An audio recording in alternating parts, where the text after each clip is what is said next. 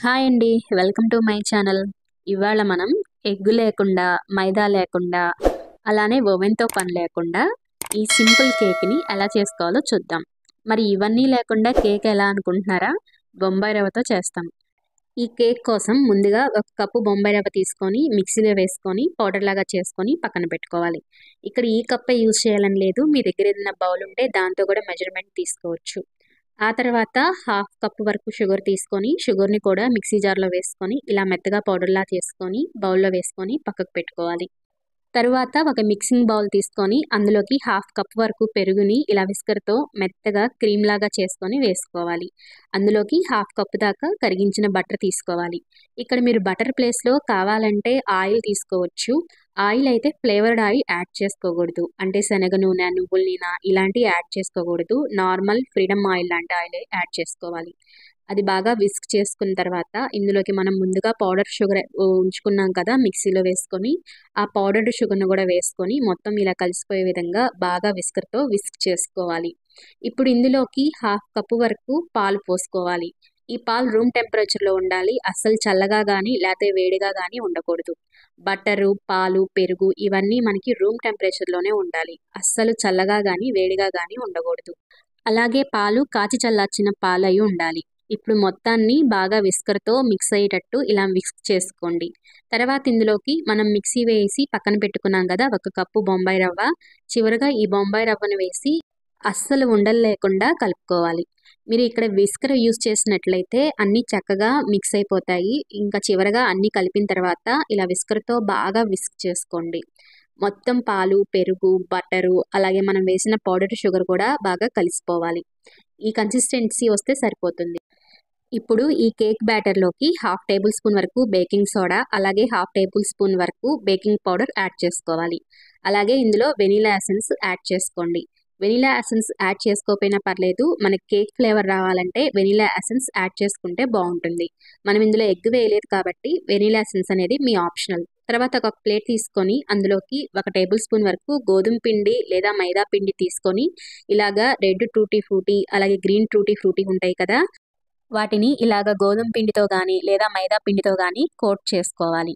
ఎందుకంటే వీటిని అలాగే డైరెక్ట్‌గా మనం కేక్ బ్యాటర్‌లో వేసినట్లయితే అవి అడుక్కెళ్ళిపోతాయి. ఇలా మనం పిండితో కోట్ చేసి వేసామంటే అవి మధ్య మధ్యలో తగులుతూ బావుంటాయి. ఇలా టూటీ ఫ్రూటీ కూడా వేసి కేక్ బ్యాటర్‌ని ఒకసారి ఇలాగా సెట్ చేసుకోండి. ఇప్పుడు మీరెందులో అయితే కేక్‌ని చేయాలనుకుంటున్నారో ఆ కేక్ పాన్ తీసుకొని ఇలాగ ఆయిల్ లేదా బటరు లేదా నెయ్యి ఏదైనా సరే 2 టేబుల్ స్పూన్స్ వేసుకొని ఇలా మొత్తం స్ప్రెడ్ అయ్యే విధంగా మొత్తం స్ప్రెడ్ చేసుకోవాలి. ఇలా స్ప్రెడ్ చేసుకోవడం వల్ల మనం కేక్ బ్యాటర్‌ని ఈజీగా డీమోల్డ్ చేసుకోవచ్చనమాట. ఆ తర్వాత ఒక టేబుల్ స్పూన్ గోధుమ పిండి లేదా మైదా పిండి వేసుకొని దాన్ని కూడా ఇలాగా కేక్ పాన్ మొత్తం కోట్ చేసుకోండి. ఇలా కేక్ పాన్‌కి మొత్తం స్ప్రెడ్ చేసుకున్న తర్వాత ఇప్పుడు కేక్ బ్యాటర్ ఉంది గదా! ఆ కేక్ బ్యాటర్ మొత్తాన్ని ఇలా కేక్ పాన్‌లో వేసుకొని 2 సార్లు ట్యాప్ చేశారంటే మొత్తం సెట్ అయిపోతుంది. ఇలా కేక్ బ్యాటర్ వేసిన తర్వాత ట్యాప్ చేయడం వల్ల లోపల ఏదైనా ఎయిర్ గ్యాప్స్ ఉంటే మొత్తం సెట్ అయిపోతాయి. తర్వాత చివరగా పైన మీకు నచ్చిన డ్రై ఫ్రూట్స్‌తో గానీ, లేదా ఇలా టూటీ ఫ్రూటీతో గానీ, ఎలా అయినా సరే మీకు నచ్చిన విధంగా గార్నిష్ చేసుకోండి. ఇక్కడ నేనైతే టూటీ ఫ్రూటీ అలాగే కొంచెం పుచ్చగింజలు తీసుకొని గార్నిష్ చేసుకుంటున్నాను. ఇలా మొత్తం గార్నిష్ చేసుకున్న తర్వాత స్టవ్ వెలిగించుకొని దానిపైన లోతుగా ఉండే దబరా గానీ, లేదా గిన్నె, లేతే ఇలా ఏదైనా బాండీ ఏదైనా సరే మందంగా ఉండాలి, లోతుగా ఉండాలి. అలాంటి గిన్నెని తీసుకొని దానిని ముందుగా ప్రీహీట్ చేసుకోవాలి. అంటే స్టవ్ మీద పెట్టుకొని అది బాగా హీట్ చేసుకున్న తర్వాత ఇలా మనం కేక్ బ్యాటర్ రెడీ చేసి గిన్నెలో వేసి పెట్టుకున్నాం కదా! దానిని ఇలాగా ఆ గిన్నెలో పెట్టేసేసుకొని మూత పెట్టుకోవాలి. మనం ఇలా మూత పెట్టుకున్న తర్వాత మాటి మాటికి మూత తీసి అస్సలు చూడకూడదు. అలా చూడటం వల్ల గాలి లోపలికి వెళ్ళి కేక్ అనేది షేప్ ఔట్ అయిపోతుంది. అలాగే మధ్యలో లోతుగా లేకపోతే వన్ సైడ్ ఎక్కువగా పొంగడం అలా షేప్ ఔట్ అయిపోతుంది. అలా అస్సలు చేయకూడదు. నేను పెట్టిన మూతకి వన్ సైడ్ హోల్ ఉంది. అందుకని నేను అలా గిన్నెతో కవర్ చేశాను. ఇప్పుడు కేక్ రెడీ అయిందో లేదో చూడటానికి ఇలా ఒక టూత్ పిక్ కానీ, నైఫ్ కానీ మధ్యలో గుచ్చారంటే అది ఏమీ అతుక్కోకుండా వస్తే మనకి కేక్ రెడీ అయిపోయినట్టే. చూసారు గదా! అస్సలు షేప్ ఔట్ అవ్వకుండా మనం వేసిన బ్యాటరు చక్కగా కొంచెం పొంగి అలాగే సైడ్స్ బ్రౌన్‌గా తయారైంది. ఇప్పుడు ఈ కేక్ అయితే రెడీ అయిపోయింది. దీనినైతే వెంటనే తీసి పక్కకు పెట్టుకోవాలి.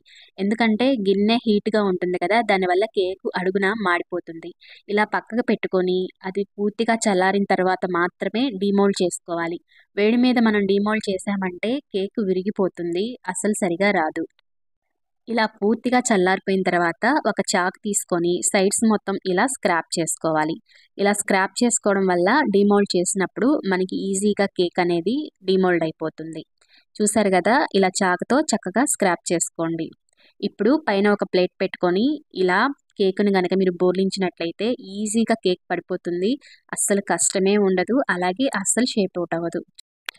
ఇక్కడ చూడండి ఎంత చక్కగా వచ్చిందో కేక్ షేపు. అలానే మనకి కేక్ పాన్ ఉంది కదా! దానికి కూడా అసలు కొంచెం కూడా అంటుకోకుండా చక్కగా పూర్తిగా డీమోల్డ్ అయిపోయింది.